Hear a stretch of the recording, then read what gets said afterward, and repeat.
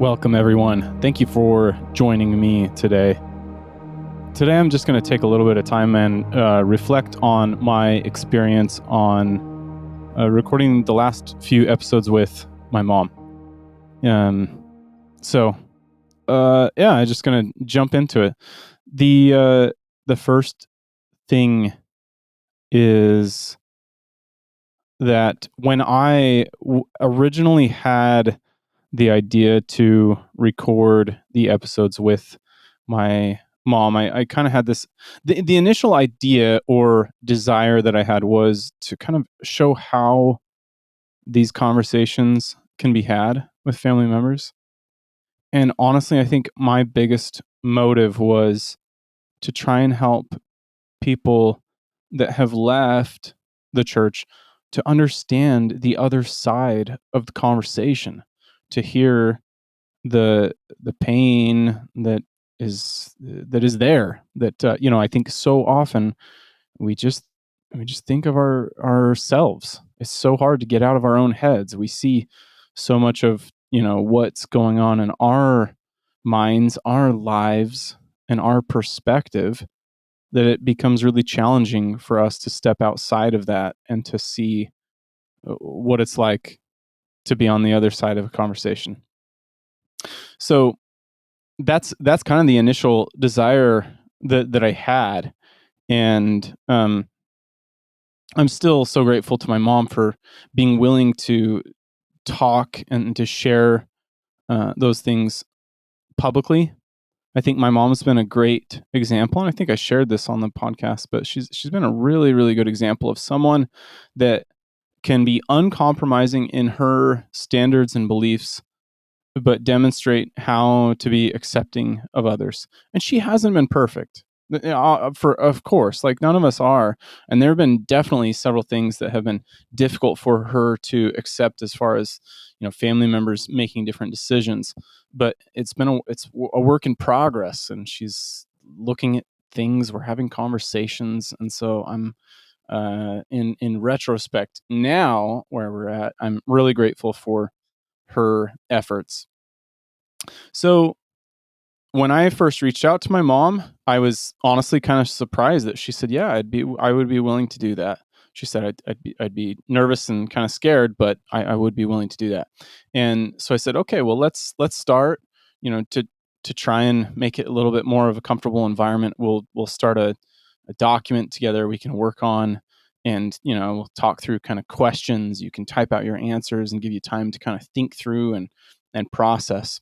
And I think this was really helpful on both ends. Honestly, I think it was really good for my mom because she could kind of get all of her thoughts out. She could think through things, and it was good for me on my end because, to be honest, and I shared this with my mom when I first started reading her thoughts and responses. There was a little bit of a feeling in my stomach, like, oh man, I'm not sure how listeners are going to feel. Like, my fear was that listeners that have left are going to feel their initial instinct reaction is going to be defensiveness and feeling like, oh, this is just like my family member, or whatever. And so, initially I was thinking, oh man, how are we going to navigate through this? And I thought, okay, well, I'm going to have to be the one in the conversation to kind of defend those that have left, and try and help my mom see a new perspective. And, maybe that's what this is going to be like.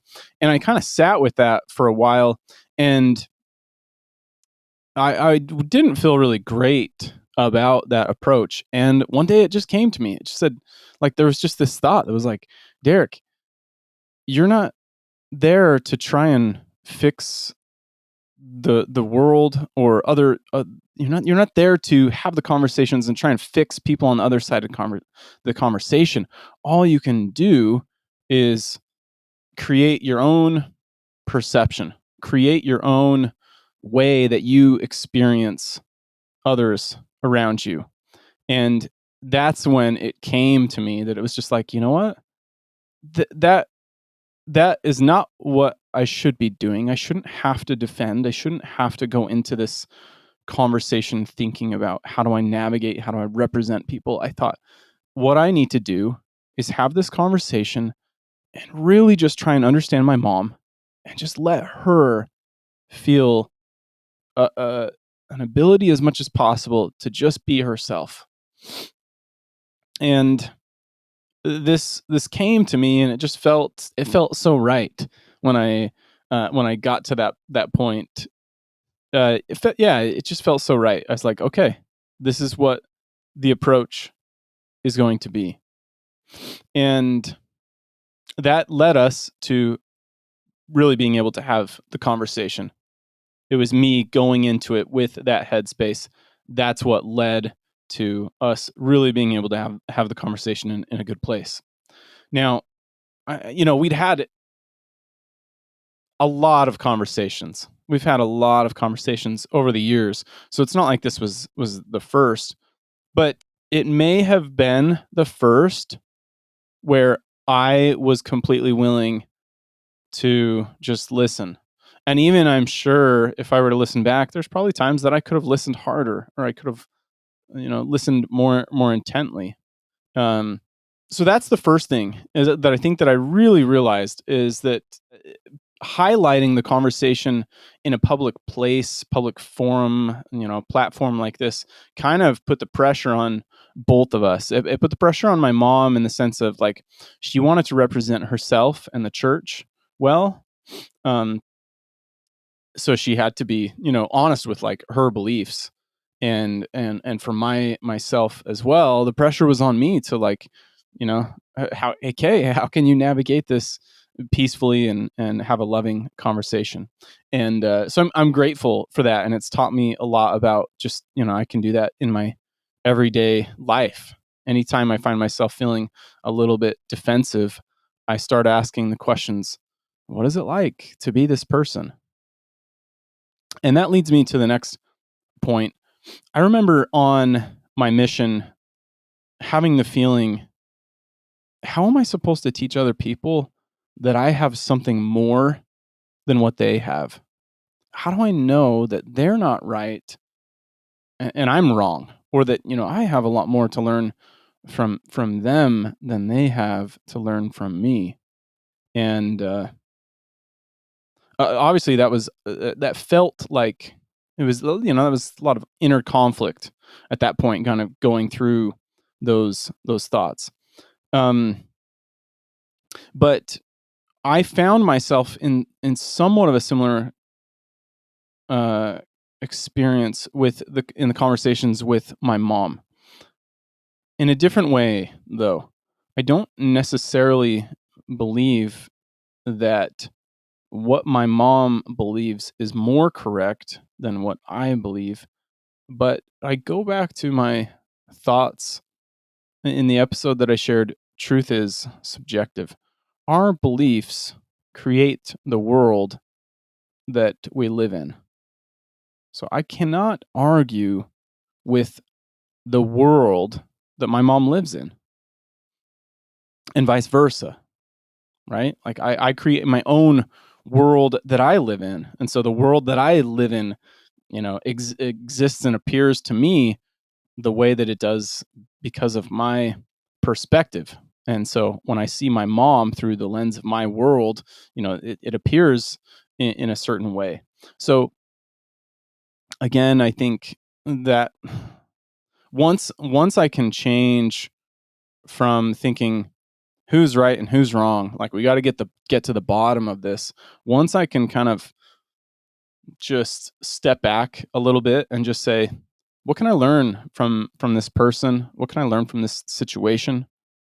How does this belief create their world? Like if you go back and listen, and maybe you notice, a lot of my questions to people in these certain situations is, so because you believe this, is it true that, this appears to you in this certain way? Or because you believe this, how do you look at this side of life? And I really love asking those kinds of questions, because I feel like, um, for the other side, they enjoy questions like that because they're thinking, oh, yeah, they're trying to really understand me.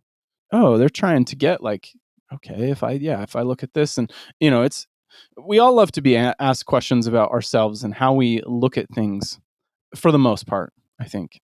But that was an enjoyable aspect of my experience, is not feeling like the conversation was based on who's right and who's wrong, but how can I understand my mom better. The other another part that was really fun for me was listening to my mom's experience of raising us kids. And I have kids of my own. The ages are 14 to 6. So there's a pretty good range there. And I get that same feeling, those same feelings that my mom talked about, of wanting to keep my kids safe, wanting them to be protected, wanting them to have the best lives possible. I think that, I'm not totally convinced that the way that I look at things is, radically different than my mom. We just have a little bit of a different lens.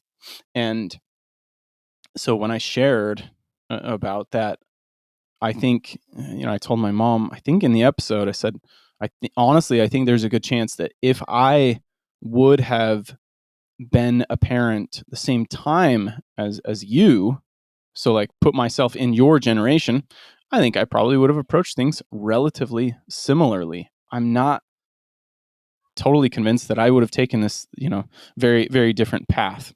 So, and again, that is an interesting part and a way to look at life, is the generational differences. You know, I I'm not again, I'm not, I don't want to say this again, but I'm not convinced that our generation is just very different as far as the way that we think and process information. I'm not convinced that like we are so much more critical and that we are much more independent thinkers than the past generation. I think we're relatively similar.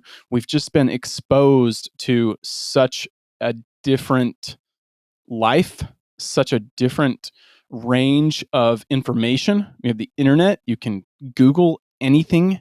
And that's basically how I've, it really was. Let's see, what I was born in 1988. And so, the internet, I remember in middle school, um, Google. I think it was probably like fifth or sixth grade when I really remember Google and what that was. And so, the fact of the massive changes that have taken place as far as our access to information, our ability to look something up and to figure out, what is the likelihood that this actually happened the way that this organization said it did, is yeah, it is very different. So again, my point is, we like to think that we are so different and we are very independent thinkers. Sure, that may be true in some regard, but at the same time, our environment is very different, and our environment has caused us and brought us to a different place in the world. And so I think it's unfair for us to judge our parents or other generations, I mean, or anyone, to say, oh, well, if you only, understood me, or, like you don't get it. I think we just have to allow everyone to be themselves. Um, the next the last thing's kind of wrapping up, is I've had like a lot of really good feedback from people, and I have realized that we don't really have a way for people to reach out randomly that are listening. I've had kind of friends or family members, people that know me, that have reached out with their thoughts after listening. So because of that, we have created an email where you can email us. We're building out social media as well, and I will put the links to some of those different platforms and stuff, where if you guys are interested, you can follow us and we'll share when we're doing new interviews or podcasts. But if you want to email us, you can email us at postmormonpeace@gmail.com. Nice and simple, no periods or hyphens or anything, just postmormonpeace.com postmormonpeace@gmail.com. So yeah, feel free to reach out. I'd love to hear any feedback or thoughts from any of you. The last thing I wanted to share is just some insights and ideas on like where I plan to take the podcast from here. Again, this is all just an effort to give back in a way. I'm not really getting anything out of this. In some ways, I'm getting a lot out of it. Just those conversations with my mom was a really fulfilling experience for me. So I plan at this point to continue to push and see where things take us. But I really enjoy interviewing other people, family members, friends. And so at the same time, like if you're interested and you would like to, you feel that you have a valuable perspective in context of what we're talking about and sharing, feel free to email, reach out, postmormonpeace@gmail.com.